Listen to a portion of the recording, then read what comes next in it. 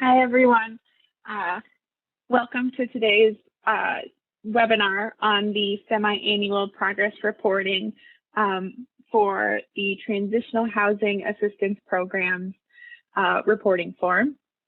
My name is Hannah Brittlinger, and I am here with my colleague, Casey Benner, as well as our colleagues, Devin and Julia, who will be helping us with the questions today. We are all members of the VAWA Measuring Effectiveness Initiative, which is the TA provider that helps you all learn about and complete your OVW progress report. Thank you to TA for hosting today's webinar and to the captioners that are helping us to present to you all. As Elle said, there is the chat box as well as the Q&A pod. The chat pod will be used to share resources with you all, such as links to our websites and as they come up. Meanwhile, we ask that you use the Q&A pod to ask us all questions. We'll hold off to the end for many of the questions, but a lot of them will be answered in the moment. So you are here with us all today because your semi-annual progress report is almost due. As a reminder, which you will hear multiple times throughout this webinar, your progress reports are due 30 days after the close of the reporting period. So the January to June 2021 progress report is due July 30th. So who we are, VAWA MEI's mission. We are technical assistance providers, like I just said, charged with helping you with your report and putting all of your grant-funded activities into the report. Our team works out of the Muskie School of Public Service at the University of Southern Maine in Portland, Maine. We collect, align, and analyze data from thousands of grantees nationwide. We support the grantees in completing their progress reports. We are an OVW grantee ourselves, so we're required to fill out a progress report just like you are. And just so you know, we are not OVW, we are not just grants. We do not monitor your grant, we do not monitor your grant-funded activities, but instead we try to make sense of your data and make sure that you are reporting as accurately as possible. Before we get into the reporting form, we wanted to go over some general reporting guidance related to the pandemic. And so please use the narrative to provide context about the data that you reported, whether that be to talk about data you were unable to collect and report in the reporting form itself, or any other contextual information you think would be helpful for us to know, as well as your program specialist. You can use question number 43 to discuss those things. Please do not use a future reporting period to report activities that took place during the January to June 2021 reporting period. If data does become available after the reporting period, please reach out to your program specialist and coordinate with them the best way forward. If you do have missing data because you don't have data to report in certain questions due to the pandemic, but the form is requiring you to enter that data in order to validate it, simply put in a 1 into that field that can't remain blank, and then use that narrative question number 43 at the end to explain why, and let us know that it should be deleted. Also in the narrative, you should use words like COVID-19 or pandemic when you're describing COVID-related adjustments or anything related to the pandemic, really.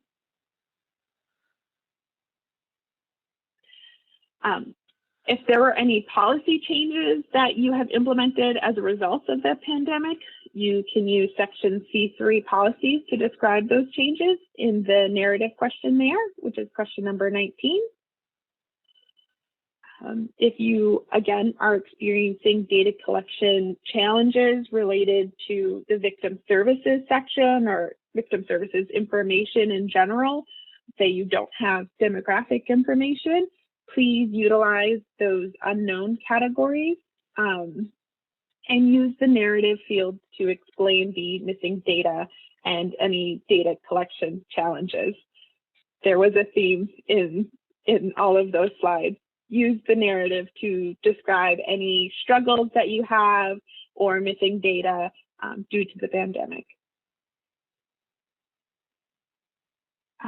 This next slide is a few COVID-19 related resources for you. The first one is the OVW guidance for grantees related to the pandemic. Futures Without Violence has a resource list available, and TA2TA has a COVID-19 resource hub that you can access. VAWA MEI has a few resources as well. So we have COVID-19 FAQs. We also have a reporting in a pandemic office hours recording where we sat down with OVW and answered many questions related to the pandemic and reporting on your grant-funded activities. So you can access that recording at that link, as well as a couple other recording, or one other recording and another resource related to crafting narratives. And so, as I was saying, please use the narrative to provide context and details about what you're experiencing because of the pandemic, and accessing that narrative might provide you with some ideas of how to write about what you're seeing. So this next slide goes over the reporting cycle. It is your responsibility as a federal grantee to submit data on your funded program every 6 months. So first, you're awarded your grant. Congratulations. And the moment you become a grantee, again, you are mandated to complete the progress reports every 6 months. And so again, the progress report for this reporting period, the January to June 2021, is due July 30th. So you will access your progress report from our website. You'll go to the transitional housing page on our website. You might have received a link from your program specialist from OVW. You'll download the form onto your computer and open the form with Adobe. We're finding that a lot of the time, a web-based viewer gets set as a default and will open the form instead of Adobe, which will cause a lot of issues with answering questions in the form and saving the data you put into the form. And so please be sure to download the form onto your computer and open it in Adobe. Once you successfully open it, you'll fill it all out. You will then validate the form, which we will highlight later on in the webinar. And then you will upload the form into JustGrants. Next, the report is reviewed by your program specialist. The program specialist for all discretionary programs review their program's report. It's possible during that time that they have questions about what you put in the report. If your program specialist reaches out to you and they are asking you to do a change request, you will need to work with them to update the form. And I believe you will be sending it back to your program specialist directly, and then they work to get it into JustGrants. But again, it'll be between you and your program specialist to get changes made to the form itself. Once OVW is done reviewing all of the progress reports, they then send the data on to us at VAWA MEI, and we review the data. We look for any inconsistencies or questions that arise for us. While we go over the data, we might contact you via email or a phone call to ask you about what you reported so that we can better understand it. If any changes need to be made because of our outreach, you simply need to communicate with us about what the data should be, and we will make updates on our end. There's no need for you to resubmit the form. Just communicate with us. Once we've finished reviewing all of the data, we then create reports for OVW. We send them to OVW as well as publish reports on our website. And that brings us to the reporting form. Thank you, Hannah.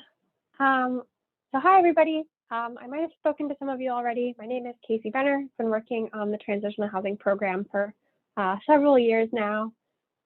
So we're going to jump right into section A2, program description. This is one of the sections of the form that is not required because not all of you use your grant funds to support the actual transitional housing unit. Some T-housing grantees use their grant funds just for victim services, and that's absolutely okay. You would just click no to section A2.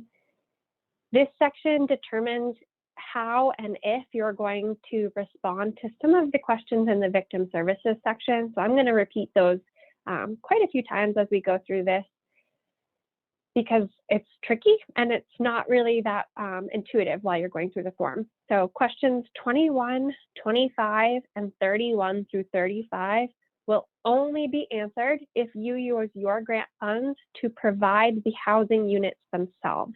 And you would click yes to section A2 to indicate that.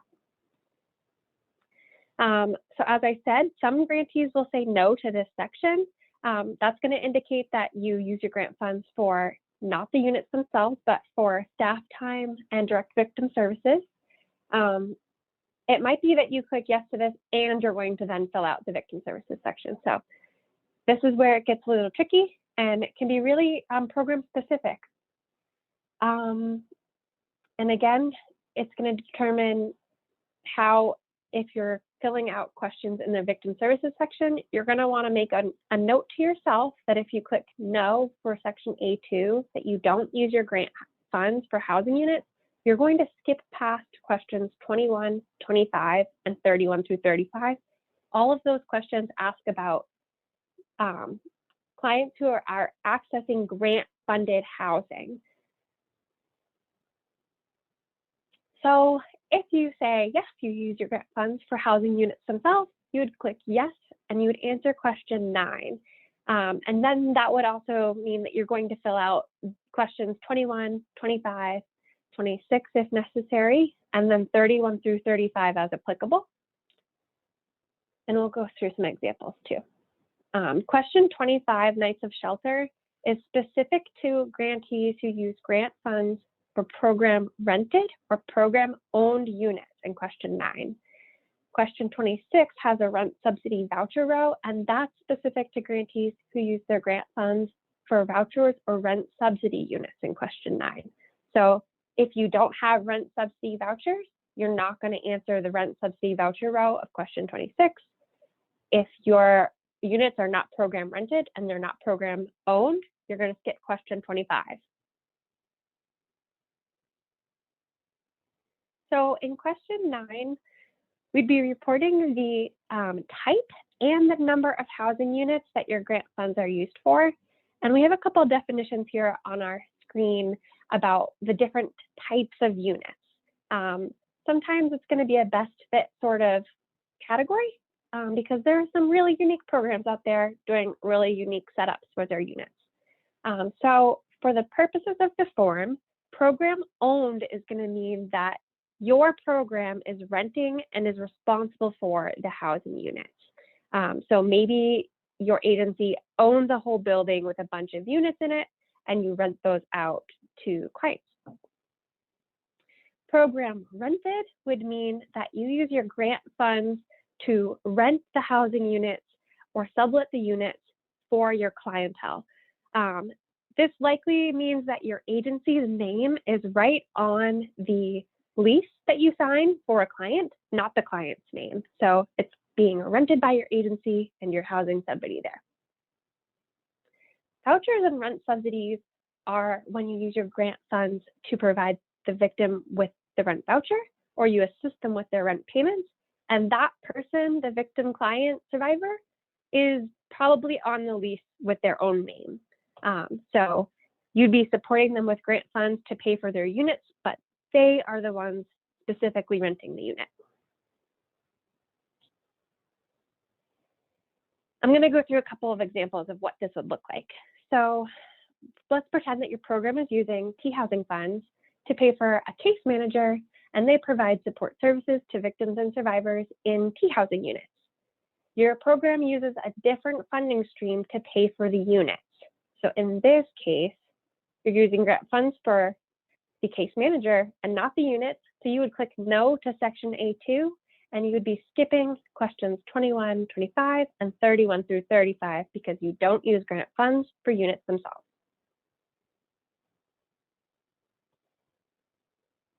In example 2, we have a program that houses victims in a 3-unit building that we own.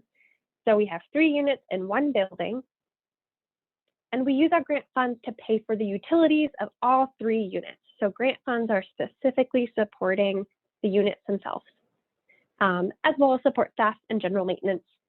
In this case, we're going to respond yes to section A2.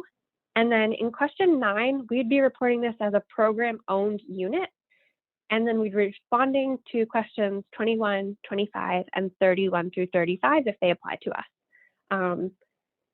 This example also would be a clustered unit, which isn't written on the screen, but it's clustered because all 3 units are in the exact same building together.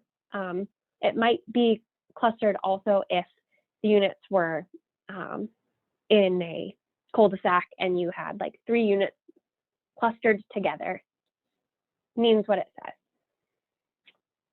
All right, in example 3, your program is using grant funds to rent from area landlords to house victims and their families in 5 separate buildings.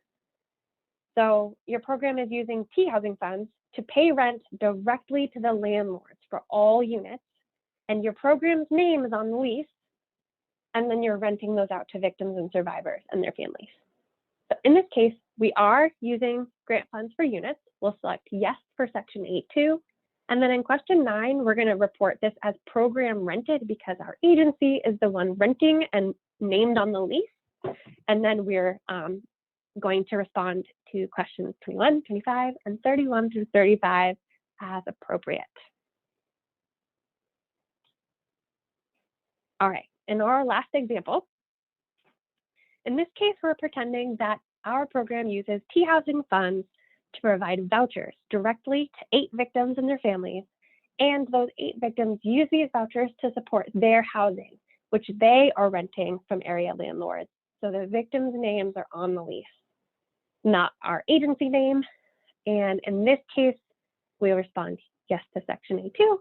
We answer in question 9 that we have vouchers and rent subsidies. These would likely be a scattered unit because it's pretty unlikely that all of your clients are seeking units in the exact same spot, which would be clustered. It could be, but more typically that would be a scattered voucher rent subsidy. And then if questions 21, 25, 26, 31 through 35 applied to us, we would respond to those. Question 10 of section A2 is asking if your units are accessible to people with disabilities. And we get a lot of questions about this because what does that mean? How do we know if they count for this form? If you have units that you own or rent or you're providing vouchers and rent subsidies for a client who requires accessibility due to some kind of disability that they have, then you would report that in question 10. If none of the victims, survivors, clients that you're serving require that accessibility component, you do not need to report that in question 10. So it's not asking, is the unit accessible if someone wanted it to be? It's asking, is somebody that you're supporting housing units for requiring that accessibility? And as the second bullet says, this will never exceed what you reported in question 9 because it's asking about who you reported in question 9, who is staying in those units. Okay, you guys are champions. I see my colleagues are keeping up with the Q&A. Alrighty.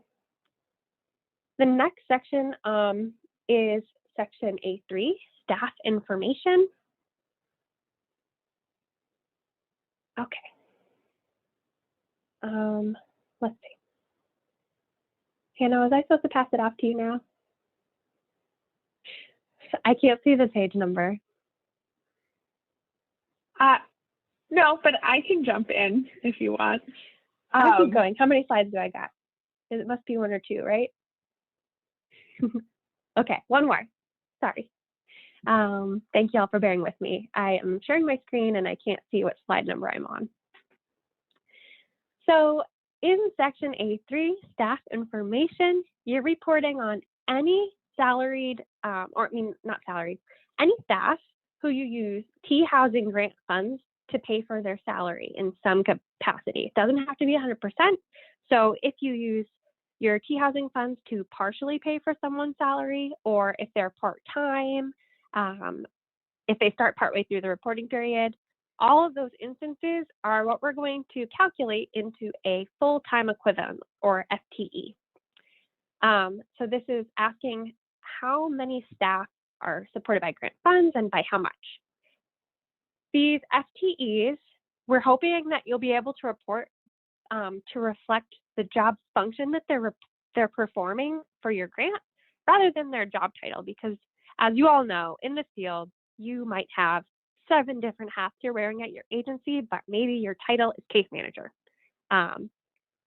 Your title is less important for the purposes of section A3 than the grant funded functions you're performing. So if you're filling a few hats, you can split your FTE value into the applicable categories. And we'd be reporting out to the second decimal, so you would never report 0.001, but you could report 0.01. That would be out to the second decimal. We have some pretty cool new tools on our website in case you haven't heard of them that are new. We have an e-learning video for what an FTE is that goes through some examples and teaches you how to calculate them. And we also have an FTE calculator with an intro video that you can access on our website too. We are going to go through some examples, but you can also always reach out to us anytime. We help people calculate their FTEs all the time because we know it's kind of a cumbersome and random thing that you only have to do twice a year, and we don't expect you to be a pro at it.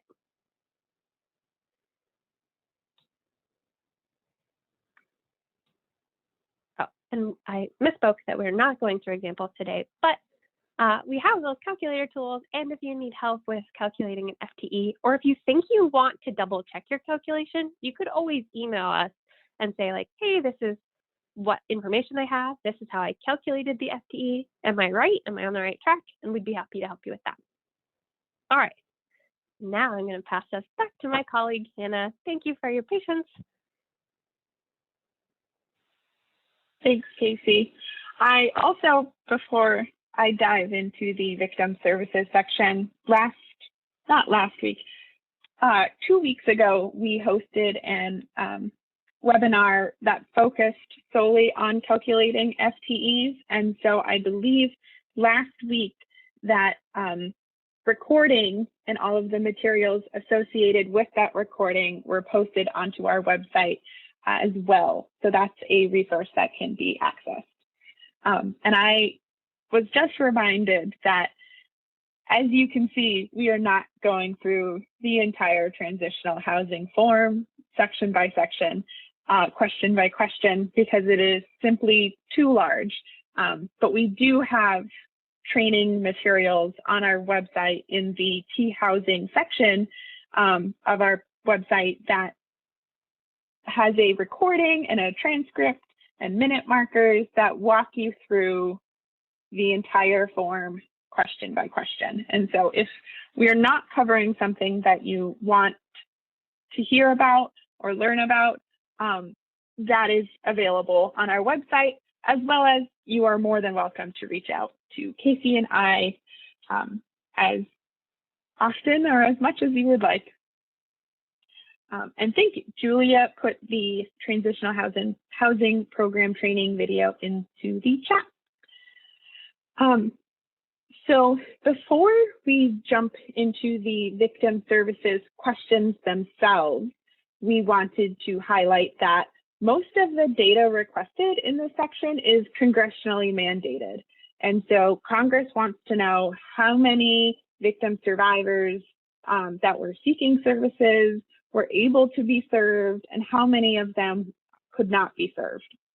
And so please provide information in this section that represents only those victim survivors that were served and the services that were provided with Transitional Housing Program funding, as well as please only report all of those victim survivors, as well as their children and or their other dependents. So the main takeaway is please only provide information on Transitional Housing Program funded activities and services.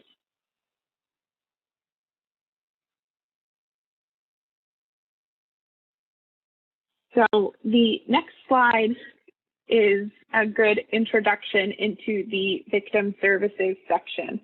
And so question 20 is where you report the number of victim survivors seeking grant funded services, and you categorize victim survivors as served, partially served, or not served.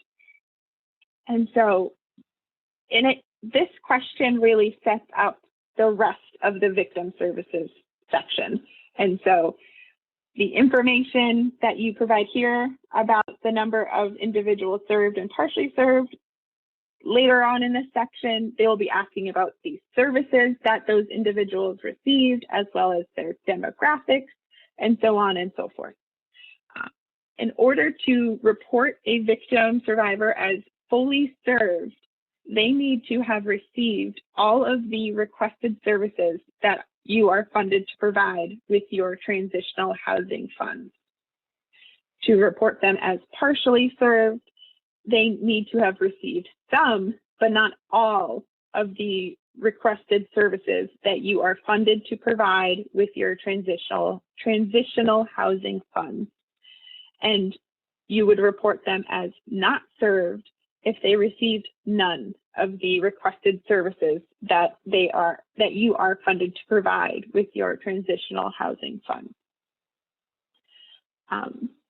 And before I move on, I quickly want to note that some grantees worry about reporting really high numbers in partially served or not served. And they fear that it might appear they're not meeting their grant goals and objectives, or it will shed a negative light. And that's not really what happens. And by reporting partially served and not served victims, grantees are helping OVW, and decision policymakers understand the scope and burden of violence that stretches far beyond what VAWA is able to fund. And so OVW knows that VAWA funding is not enough to support every victim who requests grant-funded services. So please carefully track and report using both the quantitative data and the qualitative data. Use the qualitative data to highlight instances of partial or non-service. It can be used to highlight long waiting lists, full emergency shelters, or a program's inability to support the victim for almost any reason. For question number 20, you will also report the victim as served, not served, or partially served, and you need to do that in an unduplicated way. And so a victim should only be reported once in each reporting period that they receive grant-funded services, as well as the children and other dependents that you report. That should also be an unduplicated count, and they should only be reported once in each reporting period that they receive grant-funded services for. Or for not served victims, report them only once for in a reporting period if they were not able to receive any grant-funded services that they've requested. You will also need to determine the victimization. And I'll get to the lack of housing in a second, but you need to report a victim under the sexual assault, domestic violence, dating violence, or stalking category. And so since you can only report a victim once in each reporting period, and oftentimes victims experience more than one type of victimization, you must determine their primary victimization and report them underneath that category. One way to determine that, some grantees use the victimization that brought them, that motivated the client, the victim, to come and request services. Other times, it's more appropriate to report them in a different way. But ultimately, it is up to the grantee to determine how to best report them as part served, not served, partially served, and under which victimization, but report them only once. In question number 21, that's where it asks you to report the number of victims who were not served or were partially served solely due to the lack of housing. And so thinking back to the slides that Casey had up about Section A2, if you reported yes to Section A2 and you reported in data in question 9, you would then answer this question. You would provide information on the number of victims who were not served or partially served solely due to lack of housing. In question number 22, that's where you report the reasons for partially served or not served. And so in this question, you check off all that apply for those victim survivors that you reported as partially served or not served in question 20. And so we often see common reporting errors in the other category in question number 22. And so if you find yourself wanting to report victims did not return, you might want to pause and think a little deeper about whether or not you're reporting them the right way. And that's because if your program began to provide a victim with the grant-funded service they requested and the victim does not return, or the victim withdraws, or they relocate, you would report that person as fully served even if the service was not complete. So if the program did not take any action to remove the victim and the victim removed themselves, they would be reported as fully served because the victim then received all of the grant-funded services that they were requesting. Another common one is victim refused services. And so if your program offers services, usually through outreach, and the victim refuses those services or does not contact you to accept those services, you would not report them in this section at all. Again, the victim needs to request or accept grant-funded services in order to be reported in this section. Another common one is services not provided by our program. And so you only factor in services that are supported by your grant funds.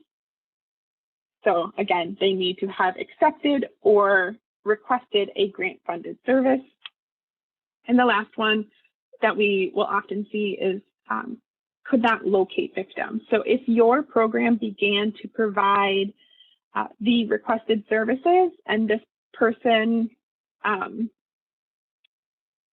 if your program began to provide the requested services, this person would be reported as served if you no longer could locate them. Essentially, that is them no longer requesting the service. If this person was put on a wait list, and then later on, your program was able to provide them with the services, that's when you would, I'm pausing because I'm remembering something specific about T housing that I want Casey to jump in on.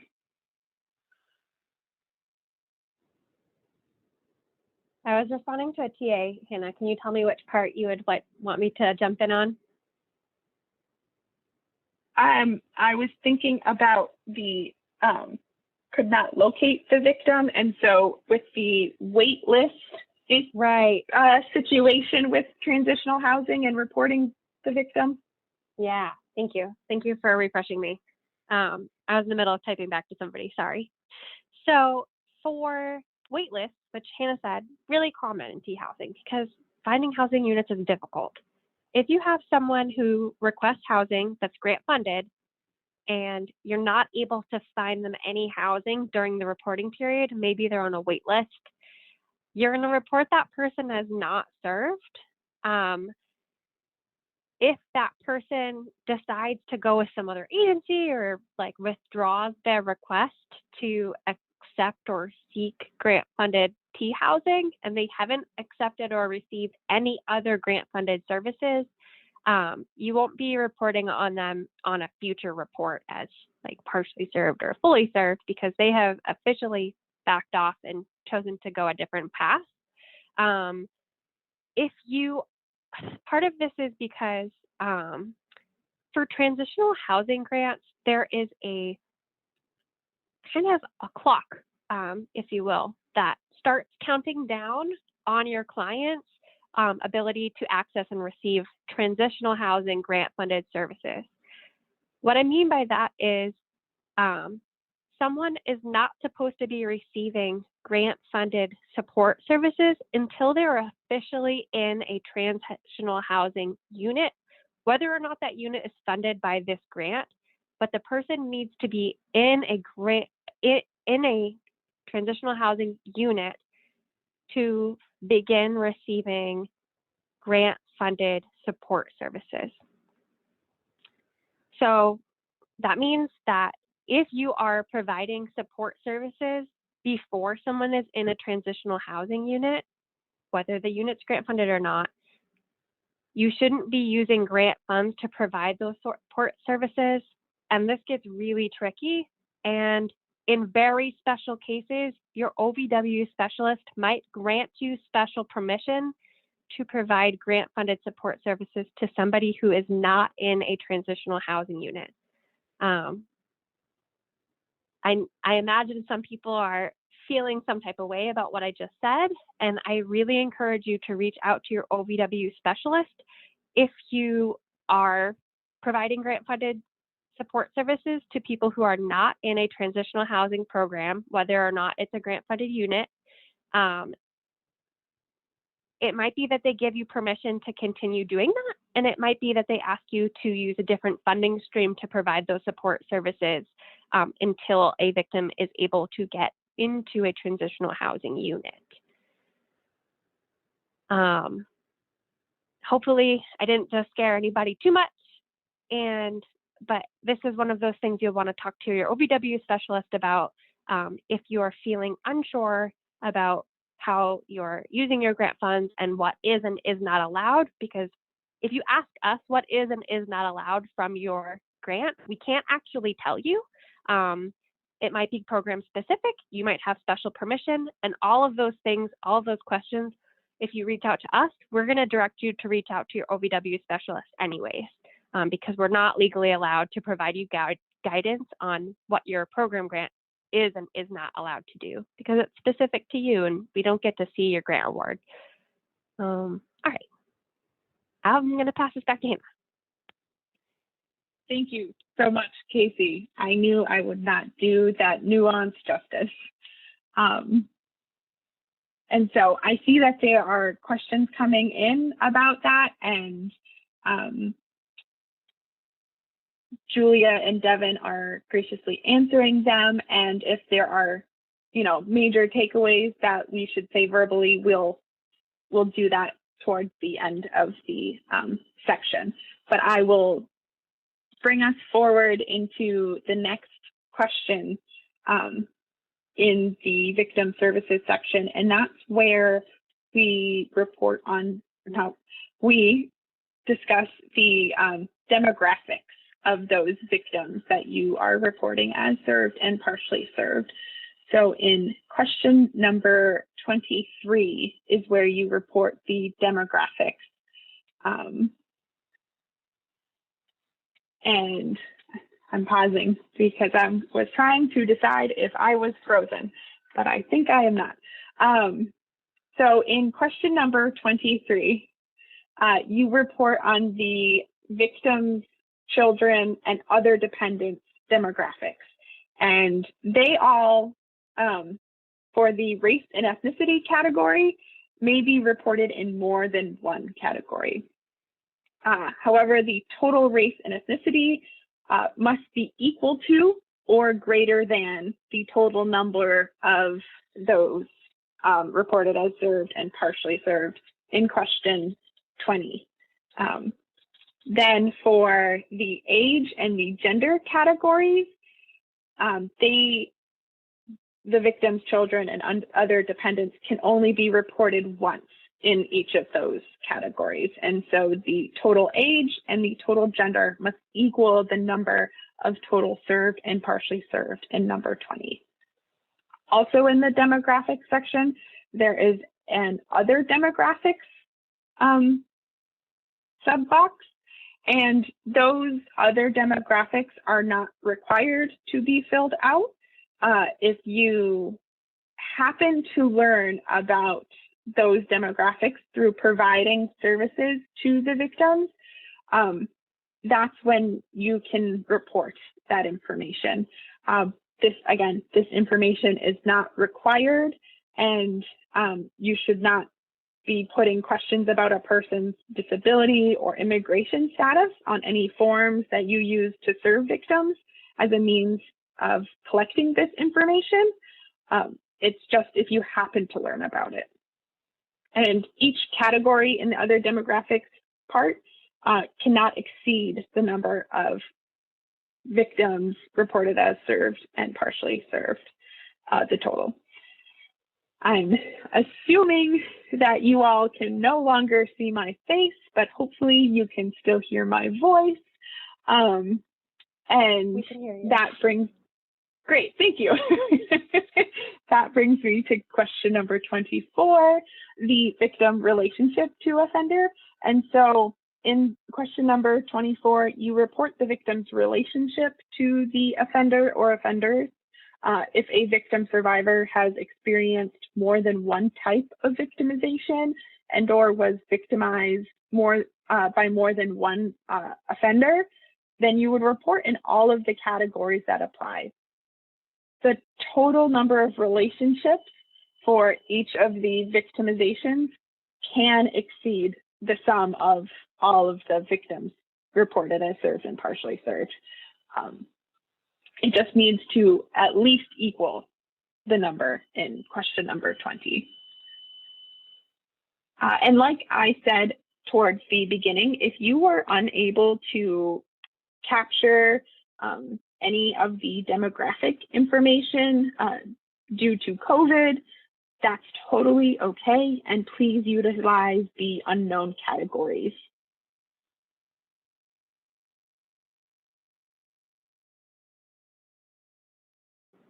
All right, I'm going to jump in. Okay, Hannah? Yes, please. Thank you. So picking up where Hannah left off is question 25. This is one of those questions that you will skip if you did not report yes in section A2.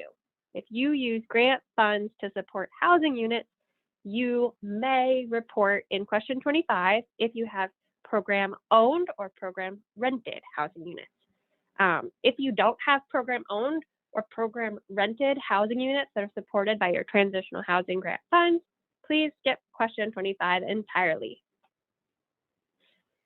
So assume that you do have program owned or program rented housing units supported by your T housing funds.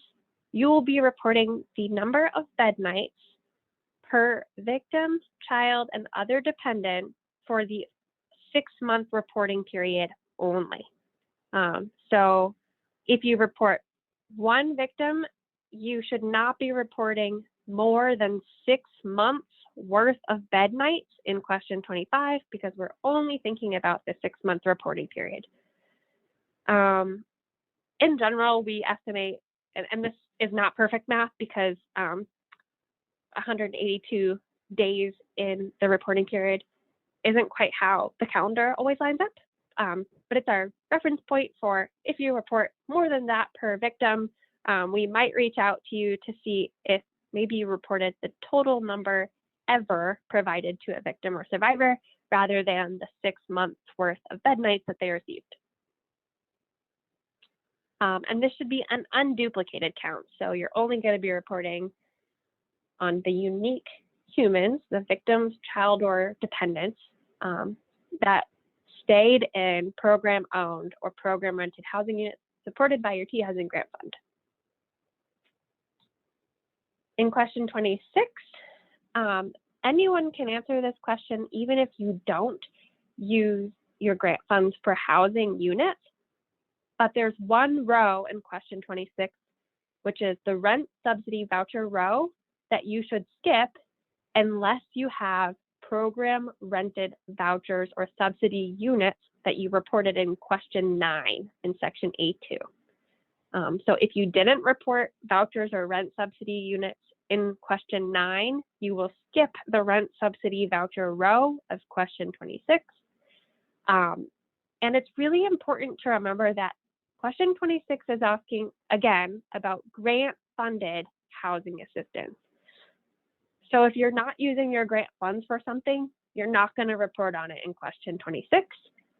There's an other category at the bottom of question 26, but we see people report in all the time, all kinds of things that don't make sense, because this is housing assistance like utilities, or perhaps you pay for somebody's trash pickup,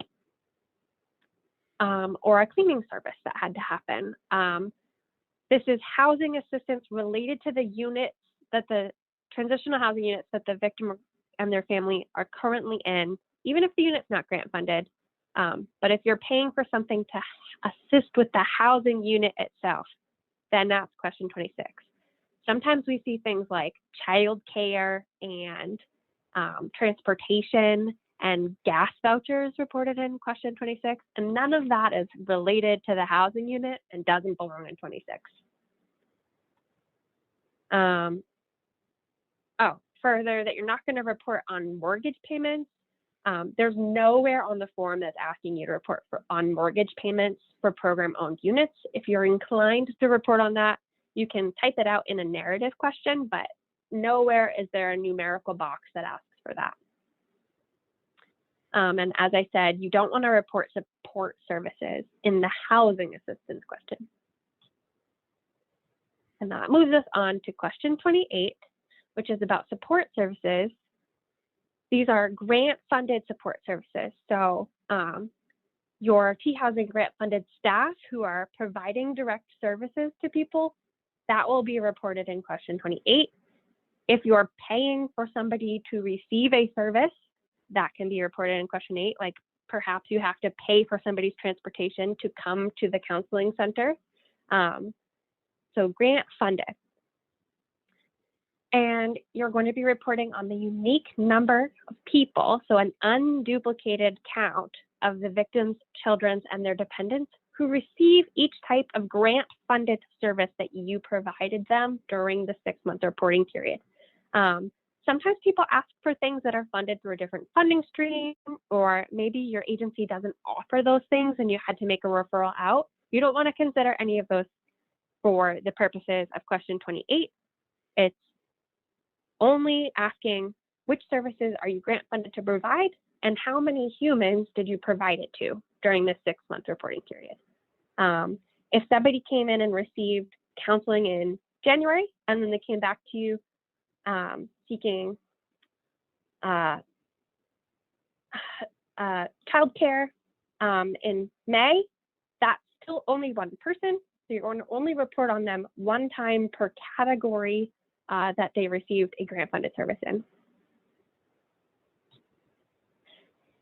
That being said, because we're counting the number of humans, we are not expecting, or there should not ever be, a number you report in a support service that is greater than the number of people you provided services to in question 20.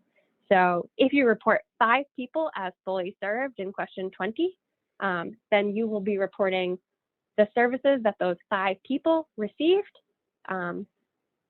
and no category will ever say more than that, if that makes sense. So you won't report 6 people received transportation if there was only 5 people served. Another few things that we see on these forms a lot is safety planning, information, or referrals, or intakes. These 4 things are not reported in the victim services section because OVW is anticipating that most, if not all, people receive those services at some point while receiving another service. So victim advocacy might involve you being able to make referrals out. That's just encapsulated under the victim advocacy role and that service. Safety planning or crisis intervention, if that is happening, it's not going to be called just safety planning because it's, again, housed under the service of maybe providing victim advocacy. Maybe it's right at the beginning of counseling that the safety planning happens. Okay, and then same with intakes. That's considered a procedure and not a grant-funded service. Like, no one ever comes to your agency and says, like, I would really like an intake. They're asking for whatever the service is. Like, I would really like to access counseling at your agency. And then you do the procedure of an intake to provide that service. Question 30, vouchers, is another one we see a lot of hiccups with on this reporting form. Because a lot of people are inclined to report donations, which is really cool, but donations are not grant funded if they're donated. So you're not going to want to report on anything that's donated. Like if somebody donates a bunch of gift cards to you, those are not paid for with grant funds if they're donated. So you will not report on them in question 30. So if you pay for gas vouchers with grant funds, then you would put that in question 30 under transportation as a voucher. Or if you pay for a Walmart gift card with grant funds for a victim to go and choose things to furnish their new transitional housing unit or get food, something like that, then you could report that in question 30 because you paid for it with the grant funds. Is the key throughout this whole form. Grant funds. So in questions 31 through 35, if you answered no to section A2, that you do not use your grant funds for housing units at all, you're going to skip questions 31 through 35, which saves you some time. So you want to make sure you skip right past those.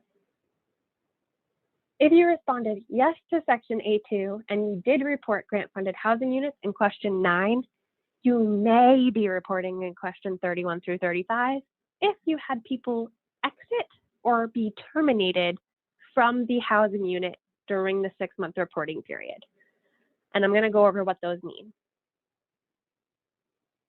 So exiting is when somebody times out, like they've exceeded or they've met the maximum amount of time they can receive your grant-funded services for the housing unit, or if they leave, if they no longer require or want the grant-funded housing unit, that would be exited. So they were currently residing in your housing unit during the reporting period at some point, and then at some point during this reporting period, they left or stopped wanting the grant-funded housing unit, or they timed out. If you had to remove somebody from the housing unit, you terminated them because maybe they broke a program rule, or maybe they left and never said anything, and then they came back and brought the abuser with them, and you had to terminate the services due to, again, a program rule. That would all be terminated. Terminated is the agency is taking action to remove the person from the grant-funded unit. Exited is timing out or choosing not to continue to receive. So in question 31, it's going to ask you, all right, if you had people exit, where did they go? And maybe you don't know this. We see a lot of things in the other category, like they went to live with their family, or they returned to living with the offender. And those, unfortunately, both of those are going to best fit into a category that's already in the list. So going to live with the offender again and exiting will actually be categorized as housing of choice, even though maybe doesn't feel like a choice, and that feels super crappy to report. There is temporary housing with family member is in the list that you could select if they went to stay with somebody after exiting the program.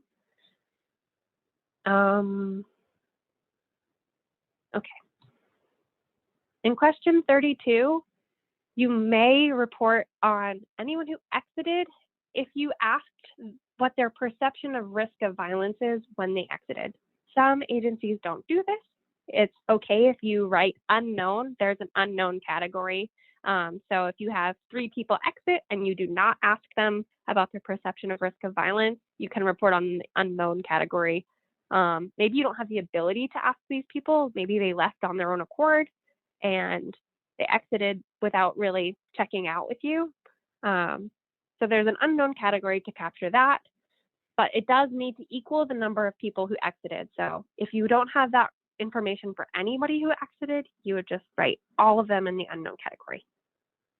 And again, this is specific to exiting and not terminating. And then in question 33, it's going to ask you, of those people who exited the program, how long were they in the grant-funded housing unit in total? So this is like the only question on the form that's asking you information that extends past the 6-month reporting period. So if someone was in a transitional housing unit for 13 months, there's a spot in question 33 for you to report that victim under the 13-month row to show that that's how long they stayed in the unit before exiting. Then we get into termination. This is where you're writing information about people that your agency had to forcibly end services for. So there's a list of reasons for termination in question 34 if you're looking for like the difference. So if somebody broke a rule, maybe there was chronic non-payment and they couldn't maintain their housing unit anymore. When somebody is terminated, you'll report them and their destination upon termination in question 34. And then 35, it looks exactly the same as question 33, which can be confusing. 35 is asking for the total number of months someone stayed in a grant-funded unit, like past the 6 months. So maybe somebody stayed in your grant-funded unit for 8 months, they broke a program rule a couple too many times, and they had to be terminated from the program. You'll report that one person under the 8 months row to show that that's how long they were in the program before termination. I want to note right here that the instructions that you can download with the reporting form have a typo in them because they're super, super old and the Transitional Housing Program form hasn't been updated in quite a while. The error in those instructions is that it says you cannot answer questions 36 and 37 unless you provided grant-funded housing units, and that is not true. Anybody, whether you use grant funds for housing units or not, can report in question 36 and 37. These two questions are asking about grant-funded follow-up support services. So if someone exits or terminates from a unit, and then you are providing them with grant-funded support services, like maybe they need some transitional case management after exiting the program, you would report on those follow-up services in question 37.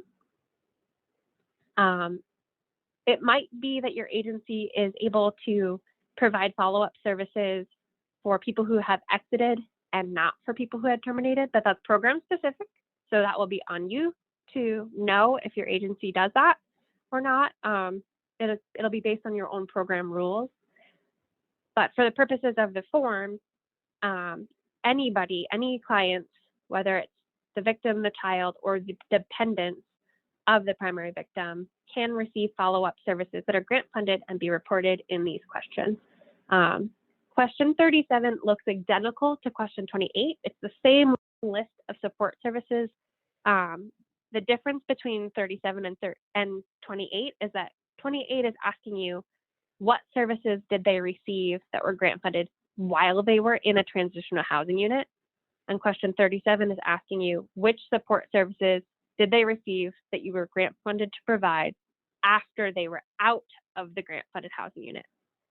Can look a little tricky. So I definitely encourage all of you to access the handout for this or our training materials on our website to reference back to as you're filling out the form.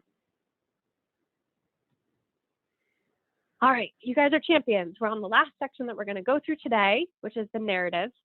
In section E, there are some questions that are required, and then there are some questions that are sometimes required, and there's some questions that are optional. However, we encourage grantees to fill out all narrative questions because we read your narrative. It's so important. You might even get quoted in a report to Congress. And it's just valuable information to tell a story about the numbers that you reported. Numbers don't tell a story. So the more you can write out in words for us and for your OVW specialist, the better. In question 39, you need to fill that out every single time you complete a report, whether it's the one that's due in the end of July or the one that's due at the end of January.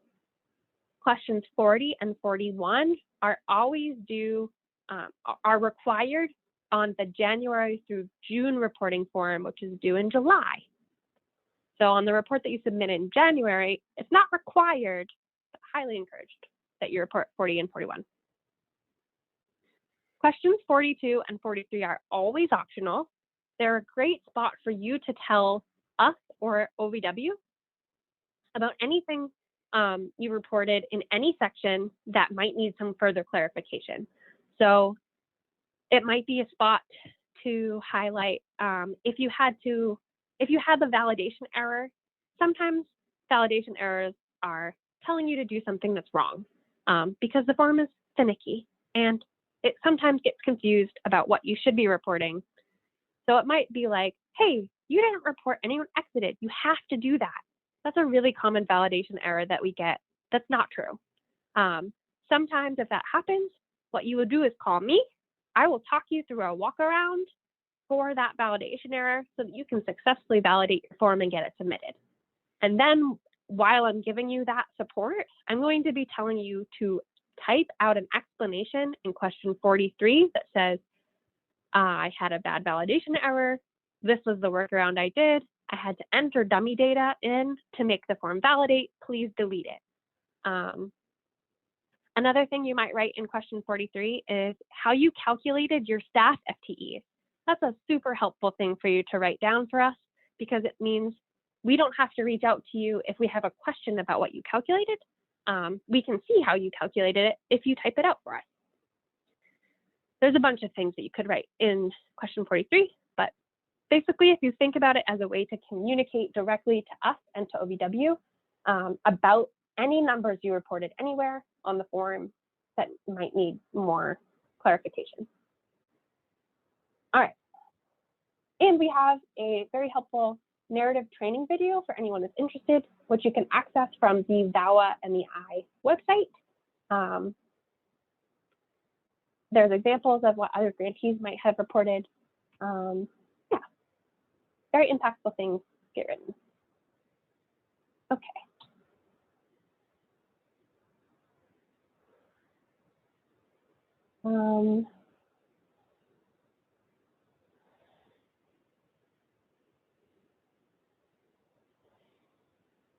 I think, can you hear me still?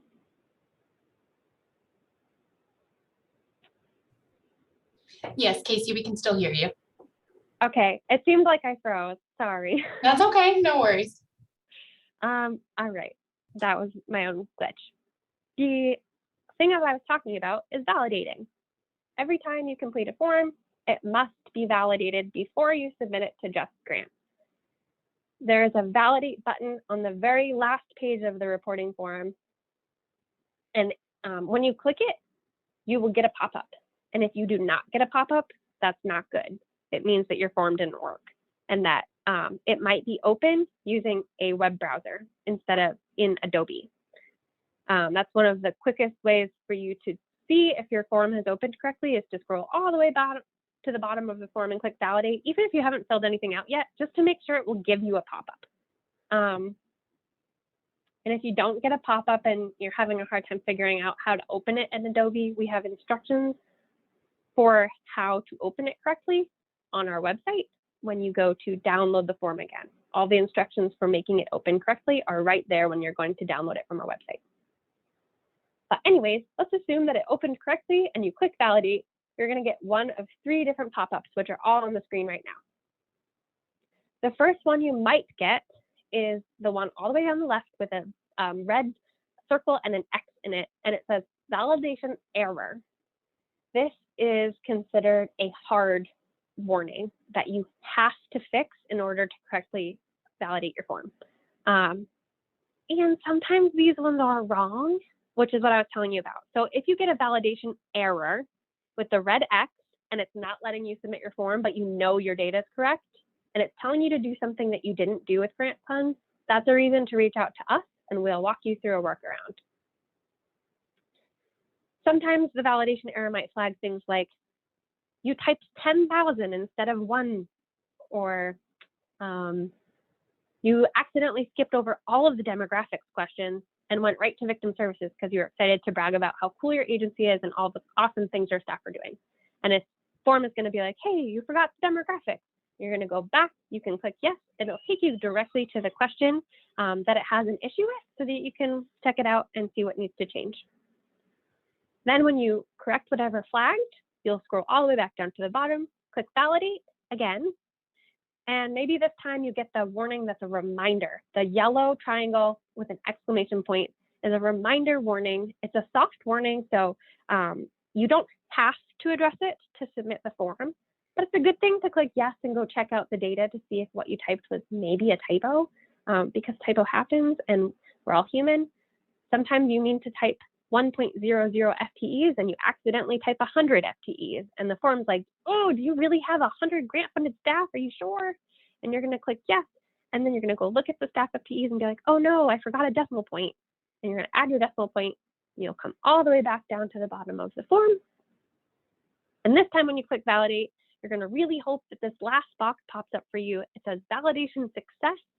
It has a little speech bubble with an I in it that's blue. It's the one on the bottom of the screen right now. And this is the pop-up you want to get, which means your form has successfully validated and now you can go into Just Grants and submit it. Everything checked out, the form didn't flag anything, you didn't skip any numbers that it wanted you to fill out, and you can submit your form. If you have issues with those, you can reach out to us. We help people with validation errors all the time.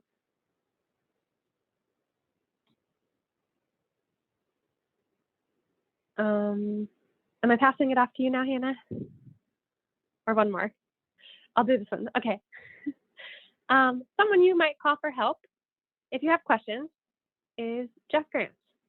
You will reach out to the Just Grants support line if you need help with accessing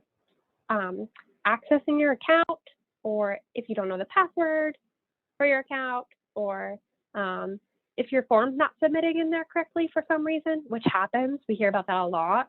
It's a clunky new system. It's hard to get used to. Unfortunately, you can't really ask us for help with that because we can't log in to see it for you because we are a grantee just like you.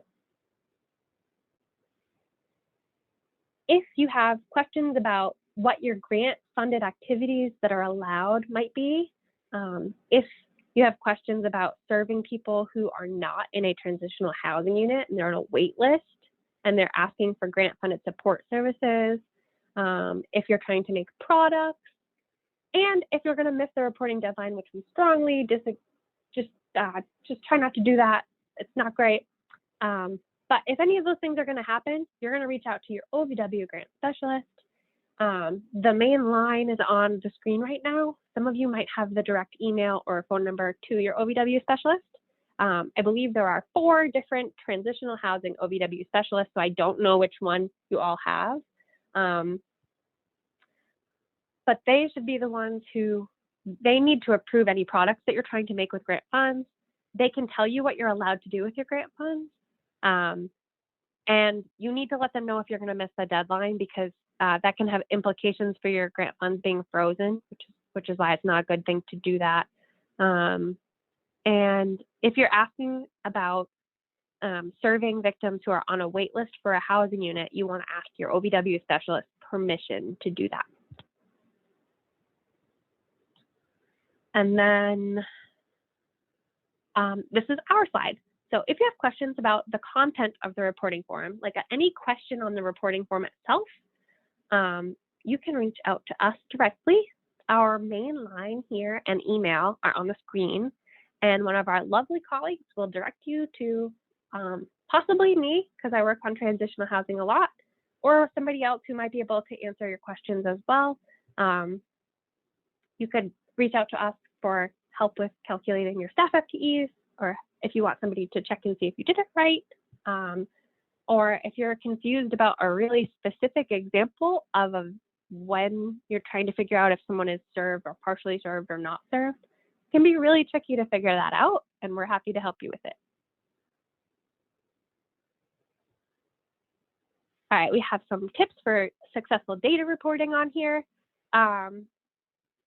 As we've said throughout this reporting, throughout this webinar, there are instructions that you can download. I pointed out the error that's in them, which is questions 36 and 37, can be reported by anybody who uses grant funds for those services. There are other categories throughout the form, and Hannah and I both went over some examples of when those other categories are mistakenly used. If you're reporting something in the other category, double check the list that's there to see if what you're reporting has a best fit category. We strongly encourage using the narrative questions to discuss any of the data that you've reported that you want to provide more detail on. If you need to explain any data that might look strange to your OVW specialist, you can discuss successes, challenges in your community. We strongly discourage the use of acronyms and abbreviations throughout the narrative, because we would have to Google and hope we figure out what you meant when we're reading it, and that's not always great. And we sometimes don't find what you were talking about. And same for your OVW specialist, because there are grantees in every state and territory around the US. And so your acronym might match someone else's acronym in a different state, and we won't really know what you're talking about. So spell things out for us so we know what you're talking about. And then if you try to include data on extra documents, we'll never see it. We only get to see what's on the reporting form. So you want to make sure all of the data that's asked on the reporting form is in the reporting form itself and not on an attachment. Yeah. That brings us to the end of the PowerPoint. Hannah and my email addresses are on the screen, as well as the VAWA MEI main phone number and the website and the main email address. You can reach out with questions. My colleagues Devin and Julia have been in the chat answering Q&A for us this whole time, so thank you and shout out to them for helping us out. I don't even know what time it is. It's 2:46, so we have time to sit here and answer some Q&A.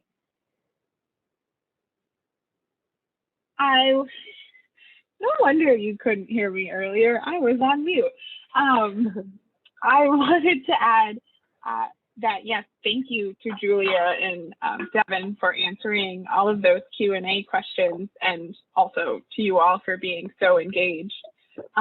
The transitional housing form is particularly tricky, so please access all of those resources, but also know we are recording this webinar, the question and answer pod. All of those questions and answers will be put together in a document and made available to you all. And so if there are, questions you were hoping to learn more about, or, you wanted to see the answer and study it more closely, those will be options to you, hopefully coming soon.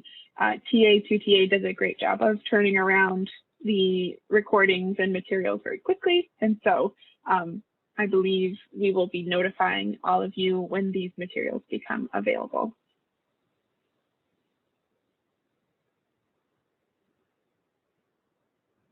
I don't see anything else in the Q&A right now, so we'll hang out for a few more minutes and see if anyone is taking seriously a question for us. And as we've said already, I'll just repeat that our website has so many materials for you to access. Like, there is a recording of the question by question guide for this reporting form that has examples. There's timestamps and a transcript, so you can skip around if you need a refresher on just one question. The FTE calculator is on our website. There's an FTE training video. There's a staff, a victim services specific training video. Although that one will probably be a little confusing because it doesn't 100% line up with the transitional housing form, because there's these asking questions about housing units on this form that other forms don't have. So I strongly encourage you to access the transitional housing training on our website.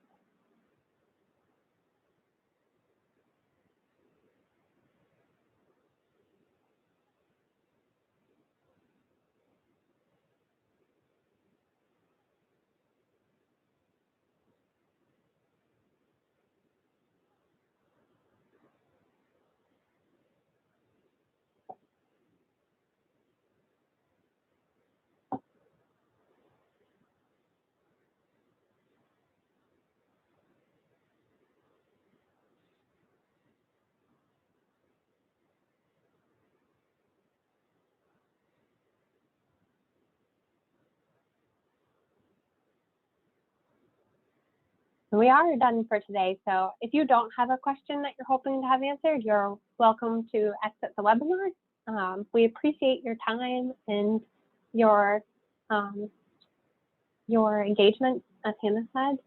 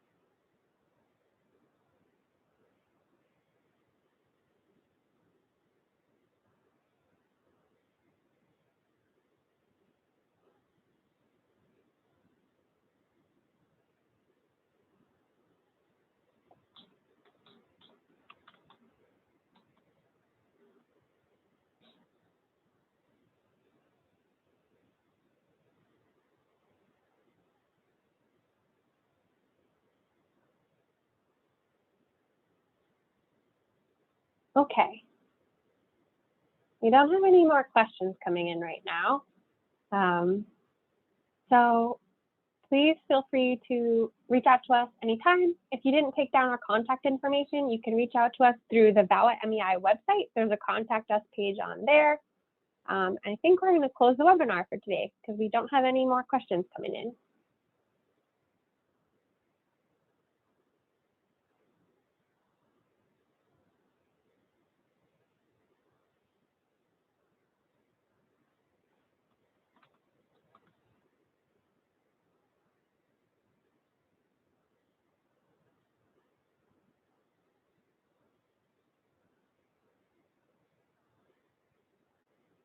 I see we do have one question in the chat actually right now. And I think I maybe have missed some context because my colleagues have been replying.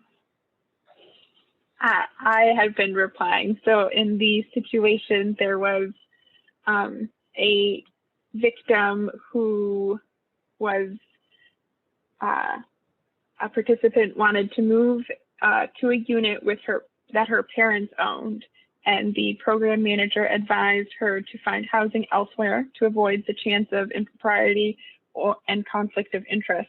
She didn't, and she stayed with her parents, and they stayed in the program for less than 1 year, and they were wondering if they should consider her as terminated. Additionally, they told her that they could continue assisting her with rent assistance if she would find housing elsewhere, but she didn't want to live elsewhere. But that she wanted to stay in the studio that they had available. And so in that instance, I recommended that they report her as terminated since she was not complying with the rules or the guidance that was being provided. And so that led to, should we count her as partially served since she requested more rent assistance and didn't receive it? Okay, thank you, Hannah. Yeah. What would your answer be, Casey? My answer would be, yeah, I think she would be reported as partially served because she's actively still requesting the grant-funded services that you are able to provide with grant funds. However, as Hannah said, you would report this person as terminated from the program because the program rules were not acceptable to the party or there was non-compliance with the program rules. And then you would want to report in question 35 how many months they had grant-funded housing unit for, and that would be in total. So I think, I can't quite remember now if it was a year, less than a year, but however many months they were in that grant-funded unit up until the time that you had to terminate providing that service for the victim. You would report that in question 35. Right, and so then in question 20, they would be reported as partially served because they didn't receive the grant-funded services that they were asking for the reasons of the program rules not acceptable to parties, right? Yeah.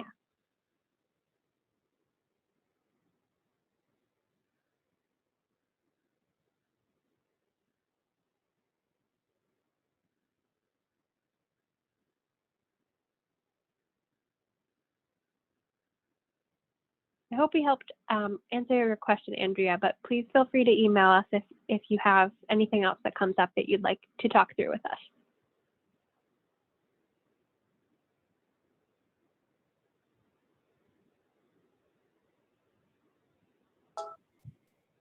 Okay, sorry, I noticed in the Q&A box questions were still coming in, so I wasn't sure when to end it, but whenever you two are ready, I'll go ahead and close this out. It looks like that was the last one, so I think we are all set to close out for today. Thank you. Okay, sounds great. Thank you, guys. Thank you. Have a good one. You too. Bye.